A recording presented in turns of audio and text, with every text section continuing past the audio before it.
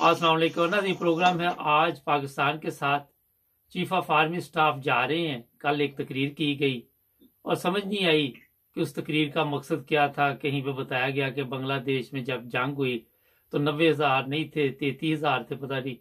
ये काफी अरसे बाद मेरा हाल इनको अब पता चला है ये सब चीजों का।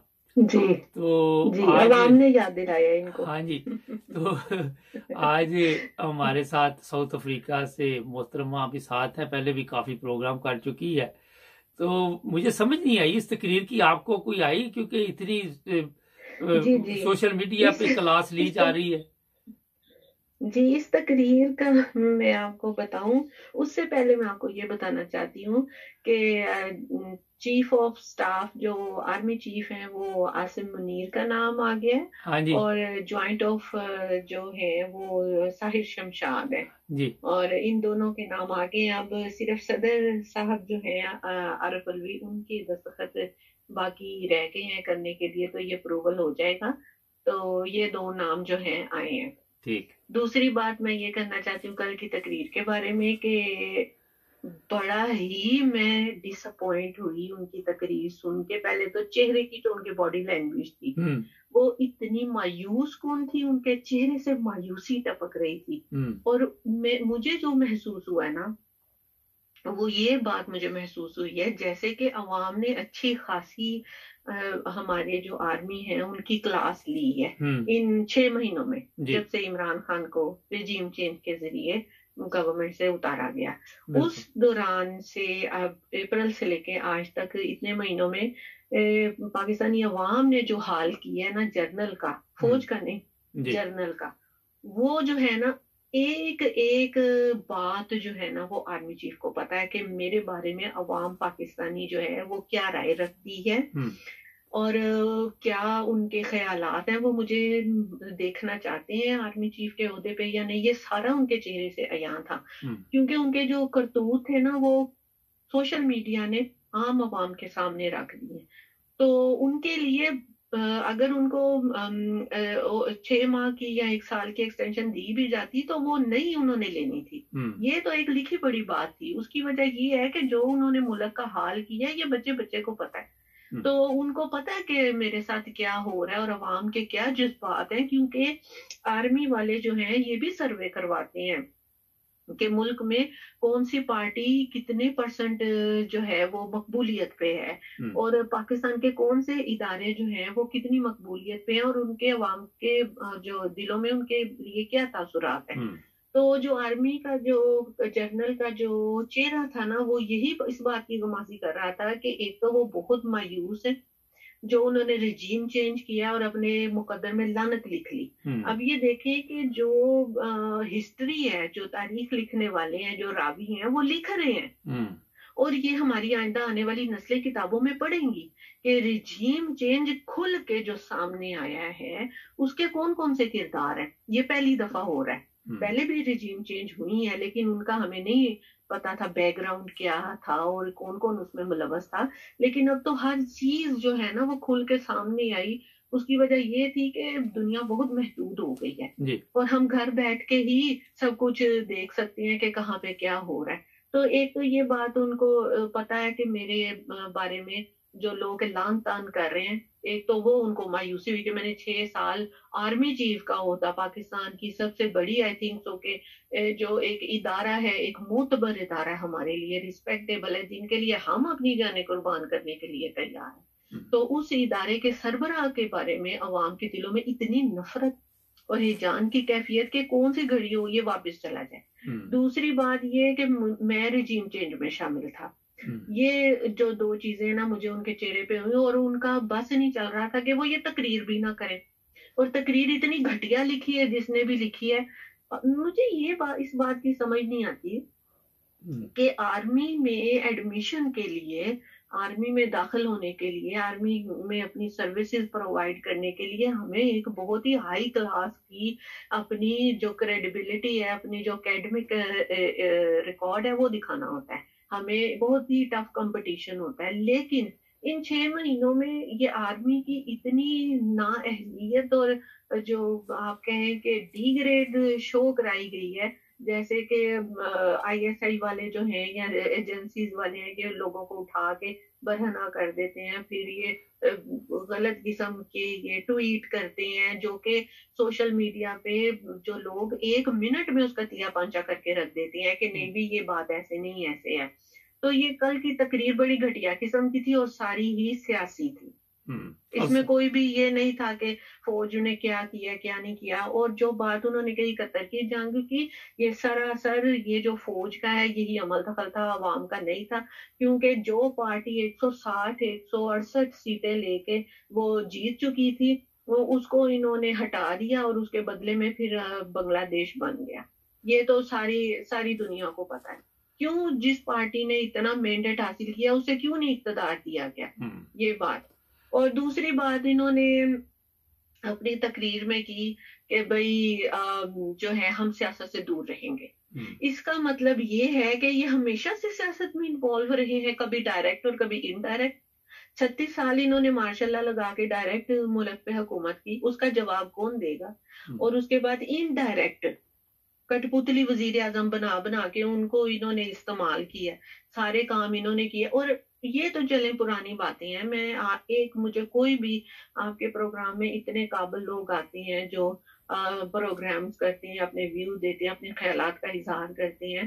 میں ان سب سے یہ سوال پوچھنا چاہتی ہوں کہ جب یہ لوگ انڈائریکٹلی حکومت کرتے ہیں، جو جرنل ہیں ہمارے، یہ جو ہے لاسٹ چند مہینوں میں آپ دیکھیں کہ جناب باجوہ نے کتنے دورے کیے غیر ملکی. یہ امداد لینے تک کے لیے امریکہ گئے ہیں، دوسرے ملکوں میں گئے ہیں، سعودیہ گئے ہیں کہ ہمیں جی امداد دے دیں. کیوں یہ انہوں نے ایسے کیا؟ یہ جو امداد لینے کے چکر ہیں، IMF سے امداد لینی ہے، یہ تو وزیر اعظم کا کام ہے نا. یہ جنرل کا کام تو نہیں ہے، یہ آرمی کا کام تو نہیں ہے. معاشی حالات ٹھیک کرنا آرمی کا کام تو نہیں ہے، تو وزیر اعظم کا کام ہے.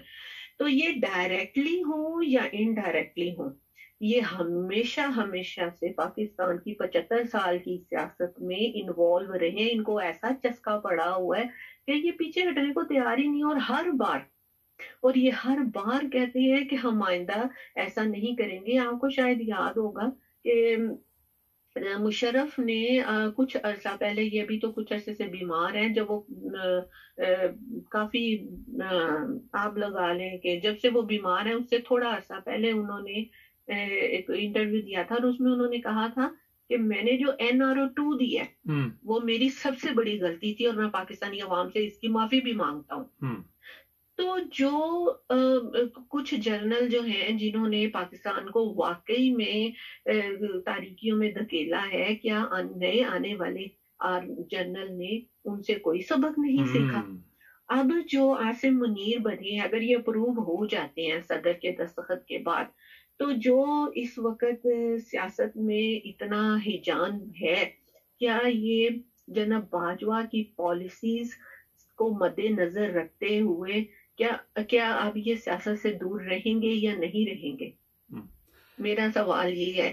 کہتے تو ہیں کہ ہم سیاست سے دور رہیں گے، یہ ہماری غلطی ہے کہ ہم لوگ سیاست میں انوالو ہوتے رہے ہیں، حالانکہ یہ ان کا معاملہ نہیں ہے. مجھے بتائیں کو پاکستان کے آئین میں کہاں لکھا ہوا ہے کہ پاکستان کا جو چیف آف آرمی اسٹاف ہے یا پاکستان کا چیف ہے وہ سیاست میں آئے گا اور وہ پس پردہ رہ کے وزیر اعظم کی مدد کرے گا؟ ہاں، یہ وزیر اعظم کی ثوابدید ہے کہ وہ اگر کسی معاملے پہ کسی بھی عہدیدار کا وہ ویو لینا چاہے یا رائے لینا چاہے یا مشورہ لینا چاہے تو وہ لے سکتا ہے، لیکن قانونی اور آئینی طور پہ آرمی کا کوئی عمل دخل نہیں ہے کہ وہ سیاست میں آئے. بالکل مجھے لکھا ہوا بتا دیں کہاں ہے یہ. اب آپ دیکھیں نا پاکستان کا جو گند ہے یہ عاصم منیر نہ ہی اٹھائے تو اچھا ہے.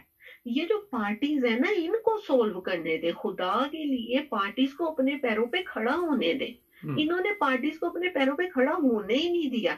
ذرا سا بھی کوئی کچھ کرتا تھا تو ساتھ ہی رجیم چینج کر کے تو گرا دی انہوں نے حکومتیں. مجھے بتائیں کون سی ایسی حکومت ہے جو کہ صرف اور صرف بیرونی سازش پہ گری ہو، جب تک کہ اندر کا کوئی بندہ انوالو نہ ہوا ہو.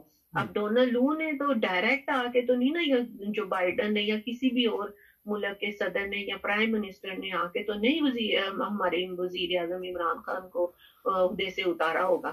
ٹھیک ہے، یہ جب تک اندر کے لوگ ملوث نہیں ہوں گے بڑے عہدیداران، تب تک یہ حکومتیں نہیں گرتی. اور مجھے آپ یہ بتائیں کہ وہ کون تھا جس نے رات کو 12 بجے عدالت کھلوائی؟ وہ کون تھا جس نے وہاں پر جو قیدیوں کی ویگنیں ہیں وہ لے کے آئے؟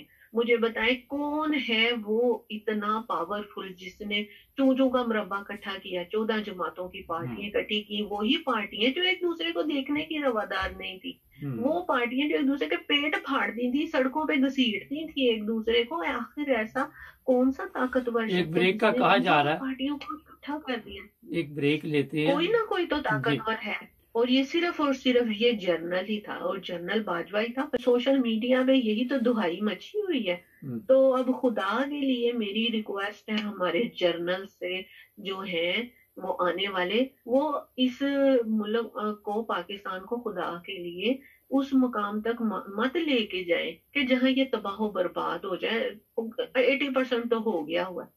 اب یہ پاکستان کا جو گند ہے اپنے یہ جو پارٹیز نے کیا ہے مل جل کے، یا جو بھی اپنے فائدوں کے لیے جن لوگوں نے اس ملک کو یہاں تک پہنچایا ہے، یہ اس چیز کو اپنے کندھوں پہ جرنل مت اٹھائیں. یہ 3 سال کا ان کا ٹینیور ہے. عزت سے پاکستان کی سرحدوں کی حفاظت کریں. ہمارے جو بیرونی معاملات ہیں، جو گلگت بلتستان میں ہو رہا ہے، کیا کچھ ہو رہا ہے، یہ صرف ان کو دیکھیں. میں ایک خبر پڑھ رہی تھی، وہ کہتے ہیں جی یہ عاصم منیر کا نام فائنل ہو گیا، تو انڈیا کہہ رہا ہے میں تو کشمیر اور گلگت بلتستان جو ہے اس پہ حملے کے لیے تیار ہوں، بس تھوڑا سا میں 1-2 دن کا انتظار کروں نا تو ادھر اٹیک کر دینا. آپ دیکھیں سر. اچھا، یہ تو آپ نے ساری تفصیل سے بتا دی. انڈیا کا تو بعد میں مسئلہ ہم دیکھتے ہیں، پہلے تو گھر کا سیاپا نہیں ختم ہو رہا ابھی تک نا. اچھا، یہ تھوڑا سا میں ناظرین کو بتاؤں کہ کل بڑی تعریف کی گئی کہ بڑی خطرناک جنگ لڑی انہوں نے. کون سی جنگ لڑی؟ یہ 6 سال میں کوئی 12 ارب کے قریب انہوں نے دولت اکٹھی کی. بیگم ان کی ہاؤس وائف ہے، اس کے پاس جنگ لڑی ہے انہوں نے. اچھا، یہ جنگ لڑی. پاکستان کے جو پاکستان کے کل اثاثے ہیں وہ 9 ارب ڈالر ہے، اور صرف جنرل باجوہ کے 12 ارب کے ڈالر. تو اس پہ کیوں نہیں کل اس نے بات کی کہ میرے پاس پیسے کہاں سے آئے؟ یہ کیوں نہیں اپنی کرتوتیں بتائی؟ اچھا، میں ناظرین کو بتاؤں کہ کل سے میرا خیال ہے کہ پرسوں سعودی عرب کا میچ تھا، وہ سوشل میڈیا پہ سب سے زیادہ چل رہا تھا، اور آج سے جنرل باجوہ کے اوپر لان تان کی جا رہی ہے، اور سب سے میرا حال یہ ٹک ٹاک پہ زیادہ وہ دیکھنے کو مل رہی ہے. اچھا، یہ لانتے جو لے کے جا رہا ہے اور پیسے لے کے جا رہا ہے، اور یہ بھی پتہ چلا ہے کہ فوری طور پر پاکستان چھوڑنے کا پروگرام بھی بن چکا ہے. آپ کیا سمجھتے ہیں کہ جو آنے والا ہے وہ اس سے کوئی سبق حاصل کرے گا؟ یہ بھی اطلاع ہے کہ یہ حافظ قرآن ہے جو آنے والا ہے، لیکن مجھے افسوس اس بات کا ہو رہا ہے کہ ایک حافظ قرآن اس نے کیوں نہیں اس کی توجہ دلائی کہ سر آپ غلط جا رہے ہیں، آپ رونگ جا رہے ہیں. اگر پتہ نہیں کہاں سے اس نے قرآن مجید حفظ کیا ہوا ہے کہ اپنے سینئر کو توجہ تو دلا سکتا تھا. سعودیہ سے کیا ہوا؟ جی، سعودیہ سے قرآن پاک حفظ کیا ہوا ہے، اور ان کا ایک ڈسیبل بچہ بھی ہے جن کو یہ دیکھنے کے لیے دن میں کئی بار گھر بھی جاتے ہیں. آگے دیکھیں جی، جب انسان ایک خطا کا پتلا ہے، جب اس کے پاس پاور نہیں نہ ہوتی، جب اس کے پاس طاقت نہیں ہوتی، تو وہ بڑا بیچارہ اور مظلوم ہوتا ہے. ٹھیک ہے، لیکن جب اس کو طاقت مل جاتی ہے، اس کو پاور مل جاتی ہے، اس کو کوئی عہدہ مل جاتا ہے، تو پھر وہ اپنے آپ کو خدا سمجھنے لگتا ہے. لیکن یہ زیادہ تو مسلمان ممالک میں ہی ہے کہ خدا سمجھنا لگ جاتے. یہ یورپ میں تو نہیں یہ سمجھتے. کیا وجہ ہے اس کی؟ پتہ کیوں؟ میں آپ کو یہ بتاتی ہوں کہ پاکستان میں افسر شاہی بہت زیادہ ہے. افسر شاہی اس قدر زیادہ ہے کہ وہ جب عہدے ملتے ہیں نا تو پھر وہ عہدوں کا ناجائز استعمال کرتے ہیں، کیونکہ ان پر بیلنس اور چیک رکھنے والا کوئی نہیں ہوتا. ہماری عوام تو اب آ کے شعور آیا نا ان کو. اگر عوام نے بیلنس اور چیک شروع سے ہی رکھا ہوتا، ٹھیک ہے، تو آج حالات یہاں پر نہ ہوتے. میرا تو جہاں تک یہی خیال ہے، کیونکہ دیکھیں جب تک ہم لوگ چھڑی لے کے نہ کھڑے ہوں تب تک کوئی ڈرتا نہیں ہے. یا ہمارے پاس کوئی بھی کسی کی بھی قسم کا جیسے کہ آپ کہہ لیں کہ پاکستانی عوام کو شروع میں پہلے یہ دیکھیں جو ہمارے ضیاء الحق صاحب ہے جنرل، وہ اپنے ساتھ توشہ خانہ کے کتنے تحائف لے کے گئے، لیکن اس بات کا پتہ ہمیں اس وقت نہیں پتا چلا، اس وقت نہیں پتا چلا، کسی نے بتایا نہیں کہ کسی طریقے سے یہ بات لیک نہیں ہوئی. لیکن آج جب توشہ خانہ کے تحائف کا ذکر ہوتا ہے تو جتنے بھی جنرل اور جتنے بھی وزیر اعظم گئے ہیں ان سب کی رپورٹ سوشل میڈیا پہ ہے کہ کس نے کتنے تحائف، مگر وہ کوئی بات ہی نہیں کرتا، وہ تو کوئی بات ہی نہیں کرتا. وہ تو کہتے ہیں کہ ان کے لیے جائز تھے جو عمران خان نے کیا ہے کہ پیسے لے کے ایک سڑک بنوا دی، وہ غلط ہے. وہ کہتے طوائف تو لیے ہیں، ہم نے بیچے نہیں ہیں. ہاں بیچے نہیں. آپ دیکھیں کہ نواز شریف نے جو ایک قالین تھا وہ 50 روپے میں خریدا. لیکن وہ تو کیا اس قالین کی ویلیو 50 روپے ہی تھی. ہاں جی، ابھی نواز شریف کی بات آپ نے کی. آج کل صاحب یہاں سے انگلینڈ سے غائب ہوئے ہیں. کل اٹلی کے ایک پب میں کچھ تصویریں نظر سوشل میڈیا پہ آئی ہیں، بڑے ڈان بن کے باپ بیٹا بیٹھے ہوئے تھے. اور یہ لوگ جو ہیں اسی طرح بھاگتے رہیں گے، کبھی کہیں. یہی ذلت اور رسوائی ان کے گلے میں پڑی ہوئی.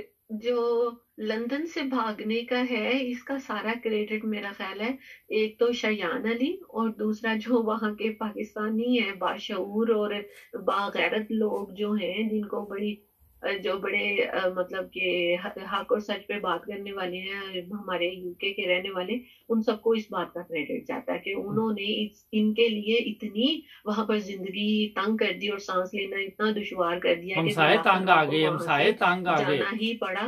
اور دوسرا میں یو کی گورنمنٹ کو بھی سیلوٹ پیش کرتی ہوں جنہوں نے رول آف لا کو اتنا اسٹرکٹ کیا ہوا ہے کہ جس میں شہباز شریف کو انہوں نے عدالت نے جرمانہ کیا، اس نے کہا وزیر اعظم ہے یا کوئی عام بندہ ہے ہمارے لیے ایک ہی ہے، تم مصروف ہو گئے اپنے گھر پہ ہو گئے، جب تمہاری ادھر آنے کی ہیئرنگ ہے، ڈیٹ ہے تمہاری ادھر، تو تم نے کورٹ میں آنا ہی آنا ہے. اور اس کے بعد جو تسنیم حیدر شاہ نے یہ جو نون لیگ کے بندے نے ساری باتیں کی ہیں کہ بھئی عرشد شریف کا قتل اور عمران خان پہ جو حملہ ہوا ہے اس سارے میں نواز شریف ملوث ہے اور یہ لوگ جن کے اس نے نام لیے ہیں، تو یہ جو ہے کٹا کھل جانا تھا، یہ بھی عدالت میں معاملہ چلا جانا کیونکہ یہاں پر بیٹھ کے پلاننگ کی گئی ہے، یہاں پر بندوں کو ہائر کیا گیا، یہاں سے شوٹر لیے گئے ہیں، جی ہمیں شوٹر مہیا کریں. تو آپ دیکھیں کہ ایک قتل کا اقدام اور ایک قتل کا جو اٹیمپٹ ہے وہ کی گئی ہے. تو یہ لندن پاکستان کی عدالت سے تو بچ سکتے ہیں، وہاں پر تو ان کو ہر کسی وہاں حرام خور بیٹھے ہوئے ہیں. سیدھا بتاتا ہوں میں، وہاں پہ حرام خور جج بیٹھے ہوئے ہیں، ان کو حرام کے کام کرنے کی عادت پڑی ہوئی ہے. وہ محفلوں میں جا کے ڈانس کرتے ہیں، شباب کی محفلیں چلتی ہیں، اپنی ویڈیو بنواتے ہیں، پھر وہ ذلت اور رسوائی پوری قوم کے گلے میں ڈال دیتے ہیں. یہ سیدھی بات ہے. اسی لیے تو ہمارے ملک کا بیڑا غرق ہوا ہے. جنرل حمید گل نے کہا تھا کہ اگر کسی ملک کی آپ ترقی دیکھنا چاہتی ہیں تو اس میں آپ امن و امان قائم کریں، اور امن و امان اس وقت قائم ہوگا جب آپ کے ملک میں انصاف ہوگا. جنرل حمید گل کا نام پہلے نمبر پر تھا، لیکن اس دور میں اس کو چیف آف آرمی بنایا گیا جو 6 نمبر پہ تھا. پاکستان میں کوئی بھی چیف جو ہے اس کے کہنے کے مطابق جنرل حمید گل مرحوم اللہ ان کو غریق رحمت کرے، وہ کہتے تھے کہ کوئی بھی چیف آف آرمی جو ہے پاکستان میں امریکہ کی خوش مرضی کے بنا نہیں بن سکتا. کہ آپ کہہ دیں جی جو سینیورٹی پہ ہے اس کو بنا دیں، ایسا بالکل بھی نہیں ہے. جب تک آپ کیا سمجھتی ہیں کہ جو بھی آئے سب سے پہلے اسے عدالتوں کو مضبوط کرنا ہے؟ مگر یہ جج جو بیٹھے ہوئے ہیں، یہ حرام خور جو بیٹھے ہوئے، ان سے تو یہ عدالتیں مضبوط نہیں ہوتی نا. میں ایک بات میں سوچ رہی تھی، میں کہہ رہی تھی کہ دیکھیں جب تک آپ اور ہم جیسے لوگ حکومت میں نہیں آئیں گے، اچھا حکومت میں بھی نہ آئے، اگر ہمارے بچے پڑھ لکھے ان اداروں میں نہیں جائیں گے تب تک پاکستان کے حالات بہتر نہیں ہوں گے. اس کی وجہ یہ ہے کہ افسر شاہی کو ہم نے ختم کرنا ہے، موروثیت کو ختم کرنا ہے، وراثت کو ہم نے ختم کرنا ہے، ہم نے عام لوگوں کو آگے لے کے آنا ہے. ہمارے ایک فیملی فرینڈ آپ کہہ سکتے ہیں ملنے والے، وہ جج تھے، انہوں نے اپنی بیٹی کو فورسفلی پڑھایا لکھایا اور اس کو کہا کہ تُو نے جج کا امتحان دینا ہے کیونکہ 3 سال بعد میں ریٹائر ہو جاؤں گا، تو یہ جو آسائشیں ہیں یہ جو ہماری حکمرانی ہے یہ تو ختم ہو جائے گی. میں ریٹائر ہو جاؤں گا نا تو مجھے کوئی نہیں کسی نے پوچھنا. جو میری آج ویلیو ہے نا میرے ریٹائرمنٹ کے بعد مجھے کسی نے بھی نہیں پوچھنا. تو تم نے میری آگے سیٹ پر بیٹھنا. اور اس لڑکی نے واقعی جج کا پھر امتحان اس نے پاس کیا اور وہ ایز اے جج کام کر رہی ہے. کیونکہ یہ موروثیت ہے, یہ وراثت ہے, جیسے وراثت میں ہے. اس چیز کو ہم نے ختم کرنا ہے. ہاں جی, بہت شکریہ, آپ نے ٹائم دیا. پھر بھی آپ سے اور پروگرام کرتے رہیں گے. اپنا خیال رکھیں. Thank you. ناظرین, میری سیٹ آپ نے سنبھالنی ہے. گدی نشین, ایک طرف آپ نے دیکھا ملتان میں گدی نشین, جنگ میں گدی نشین, ایک عدالتوں میں گدی نشین, ایک فوج میں گدی نشین, سیاست میں گدی نشین. اور وہ کہتے ہیں کہ اگر ہم یہ جگہ خالی کریں گے تو ہماری اولاد جہاں پہ آئے. یہ جو اینڈ پہ بات کی ہے اس میں آپ دیکھیں کتنا وزن ہے. یہ ختم کرنا ہوگا پاکستان میں. بچوں کو تعلیم دینی ہوگی, نوجوان نسل کو آگے لے کے آنا ہوگا, اور نوجوان نسل ہی پاکستان کی تقدیر بدل سکتی ہے. کیونکہ ان میں کچھ نہ کچھ ایمانداری آ جاتی, شرم آ جاتی. یہ بڈھے کھسٹ جو جتنے بٹھائے ہوئے آپ نے, ان سے آپ پاکستان کا نقصان تو کر سکتے ہیں مگر فائدہ ان لوگوں سے نہیں مل سکتا. چاہے یہ چیف آف آرمی اسٹاف آ رہا ہے, چاہے کوئی بھی آ رہا ہے, کیونکہ ان کی ذہنیت جو ہے وہ اب آپ تبدیل نہیں کر سکتے. ہمارے چینل کو سبسکرائب کریں, جڑے رہیں ہمارے ساتھ.